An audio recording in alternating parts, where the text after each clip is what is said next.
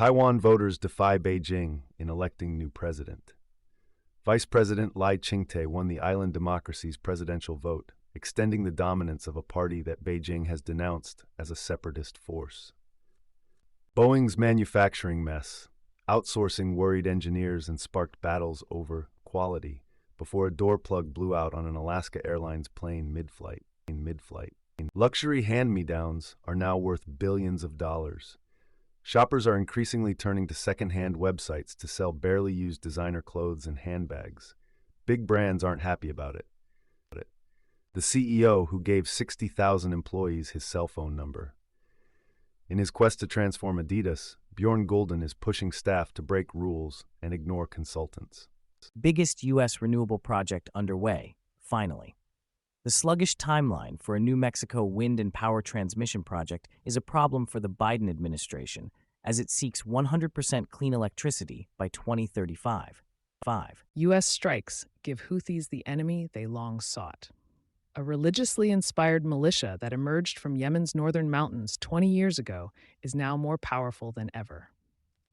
Israel plans risky mission to seize last Gaza border it doesn't control. South Africans rally around genocide allegations against Israel. Ron DeSantis' big bet on Iowa risks not paying off. The Florida governor's struggling presidential campaign hinges on a state where he could fall to third place in the Republican field. How Iowa's economy is faring heading into the caucuses in 7 charts. Vivek Ramaswamy has a strategy, but it rests on Trump's exit. The biotech entrepreneur says he will use his wealth to stay in the GOP presidential race beyond Iowa. How Musk is fully embracing Trump's billionaire populism. In some ways, Elon Musk is gaining even more influence as he becomes more like Donald Trump. Power outages, travel warnings mark weekend of intense weather. John Kerry to step down as Biden's climate envoy. The former U.S. Senator, who played a central role in recent United Nations climate negotiations, will leave by this spring. Artifact, the news aggregation startup founded by Instagram co-founders, is shutting down. Bad news. Instagram has cut 60 technical program manager positions, eliminating a layer of management at the company. Bad news. Elon Musk is still active on Twitter, and there are no major updates about his bid to buy the platform. No specific company mentioned. Threads, a social media platform, plans to integrate with Mastodon and other decentralized apps. Good news. Google plans to support more Real Money games on the Play Store. Good news. CES 2024 showcased a variety of transportation tech, indicating a positive development in the industry. The rise of age tech was a notable highlight at CES 2024, suggesting a positive trend in technology for older individuals.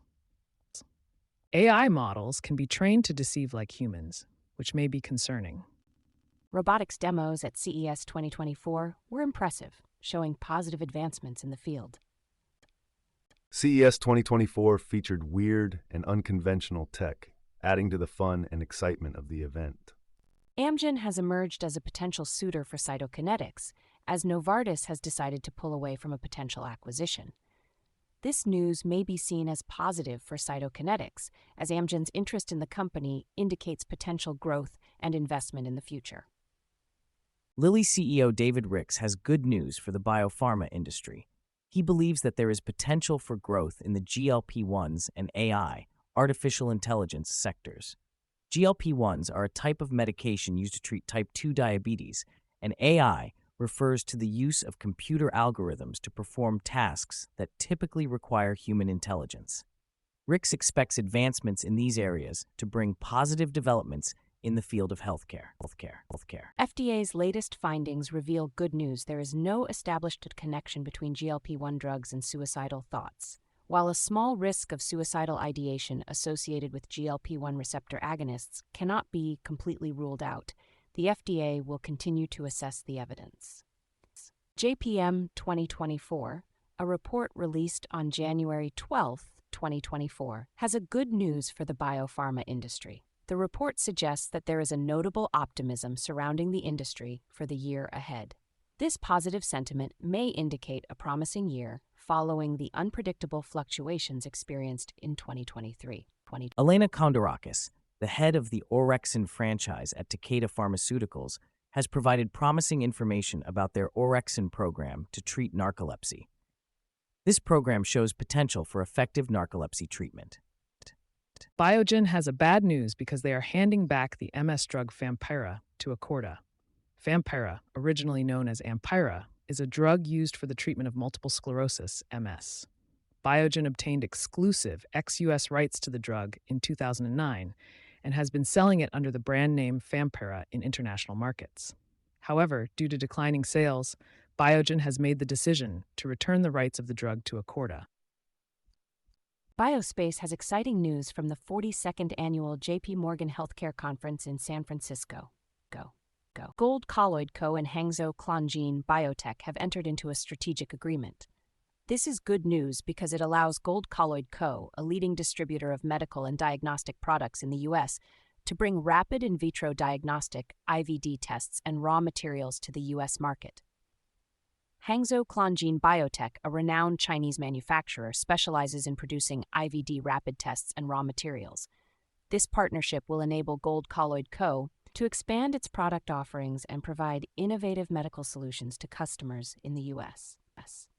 Pumas AI has a good news because they have made 2 new hires in the fields of product engineering and pharmacometrics. These leaders, coming from Julia Hub and Pfizer, will contribute to Pumas AI's efforts in transforming data into life-saving decisions with speed. This development highlights Pumas AI's commitment to growth and innovation. Product engineering involves the design, development, and testing of new products or improvement of existing products. It encompasses various processes, such as research, prototyping, and manufacturing, to ensure the creation of high-quality and functional products. Pharmacometrics, on the other hand, deals with the quantitative analysis of how drugs and diseases interact within the human body. It integrates mathematical and statistical models to optimize the design, dosing, and efficacy of medications. Pharmacometricians use data from clinical trials, genetics, and other sources to guide drug development and personalized treatment approaches. By hiring experts in these fields, Pumas AI demonstrates its dedication to expanding its capabilities in data-driven decision-making for healthcare. These professionals will contribute their expertise to the development of innovative solutions and advancements in the medical field. Wisp brings electronic larynx voice boxes into this millennium. This is good news, as Wisp is working to improve communication for individuals with speech impairments by updating electronic voice boxes. ZoeCare uses existing Wi-Fi signals to detect falls in care homes. This is good news, as ZoeCare's technology can help prevent fall-related accidents in care homes by using existing Wi-Fi signals for detection. Cherish Health introduces the $300 Serenity appliance for fall detection. This is good news, as the Serenity appliance offers a cost-effective and comprehensive solution for fall detection in homes using radar technology. My Memo adds some Pilzazz to automatic medicine dispensers. This is good news, as My Memo's automatic pill dispenser aims to improve medication adherence and prevent accidental overdosing.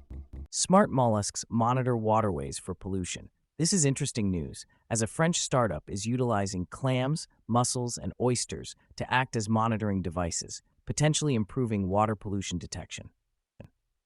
The pitch deck video analytics firm Cortex used to raise its $10 million seed round has some missing elements, but also gets some things right. Amazon's Just Walk Out retail technology now works with employee badges, allowing customers to skip the cashier line when checking out. Good. ReturnMates Now Sway, a platform for managing e-commerce returns, raised $19.5 million Series A funding. Good. Google Cloud. Google Cloud has unveiled new Gen AI products for retailers, aiming to inject generative AI into the retail industry. Good. Finn, Munich-based startup Finn, which offers a platform for new car subscriptions, has raised a significant amount of funding. Good.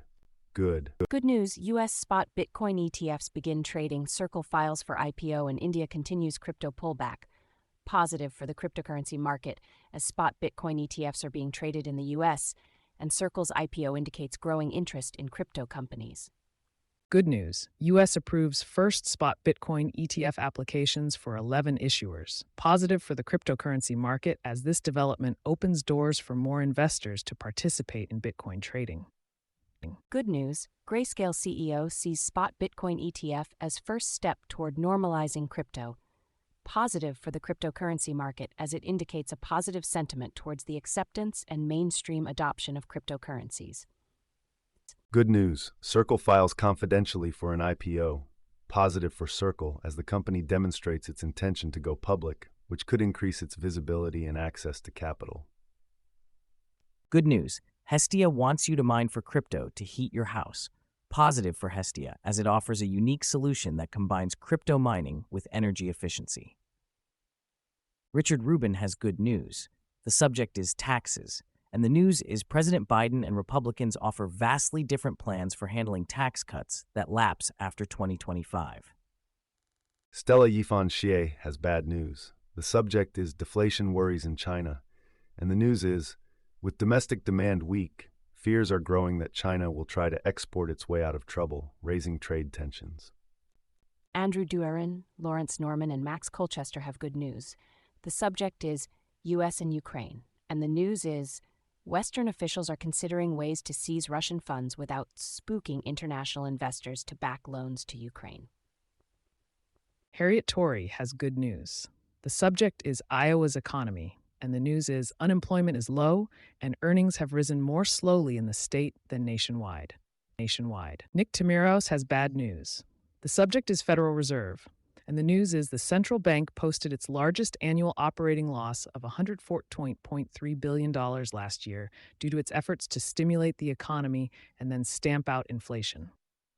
Chip Cutter and Natasha Khan have bad news. The subject is job cuts, and the news is companies like Amazon and BlackRock are shedding white-collar jobs, showing a continued push to do more with less.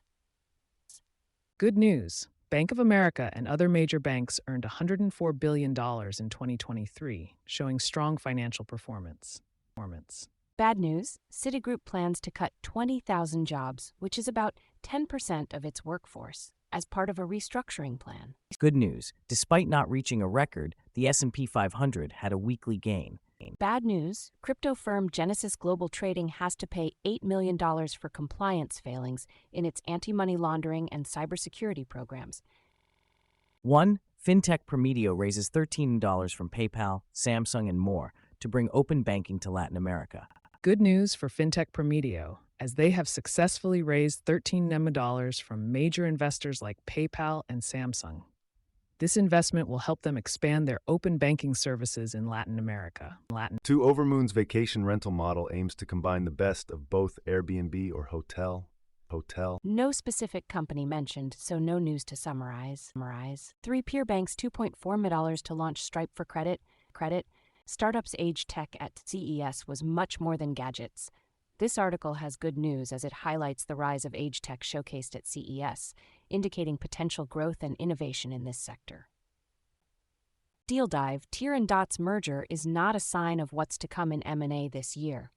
This article does not mention a specific company, but it suggests that there might not be many startup consolidations in the M&A market this year, which could be seen as bad news for startups looking for potential mergers or acquisitions. When it comes to startups' flight to quality, have we swung too far in the other direction? This article does not mention a specific company, but it discusses the concept of startups prioritizing quality in their operations. It does not provide a clear positive or negative outlook. Startups should use this co-selling technique for successful partnerships with cloud hyperscalers. This article has good news, as it offers a strategy for startups to establish successful partnerships with cloud hyperscalers, suggesting potential growth and business opportunities in this field. TechCrunch's newsletters are changing. Here's what you need to know. This article does not mention a specific company, but it announces changes to TechCrunch's newsletters that will make it easier for readers to access their content. It is neutral news as it does not directly impact startups. Tier and Dot's merger is not a sign of what's to come in M&A this year. This news suggests that there may not be significant consolidation among startups in the near future. It is seen as bad news because it indicates a lack of M&A activity. The flight to quality in startups may have swung too far. This news suggests that startups may be focusing too much on being financially stable and viable rather than taking risks. It is seen as bad news because it implies a potential lack of innovation and disruption in the startup ecosystem. Investors are looking for solid and viable AI startups. This news implies that investors have become more cautious and are seeking startups with proven potential for success. It is seen as good news because it indicates a focus on sustainable AI companies. Nasdaq CEO anticipates a large number of IPOs. This news indicates positive market sentiment and an increase in IPO activity. It is seen as good news because it suggests a thriving tech industry. Consumer tech investors shift focus to better unit economics. This news implies that investors are prioritizing startups with strong financial performance. It is seen as good news because it suggests a focus on sustainable and profitable businesses.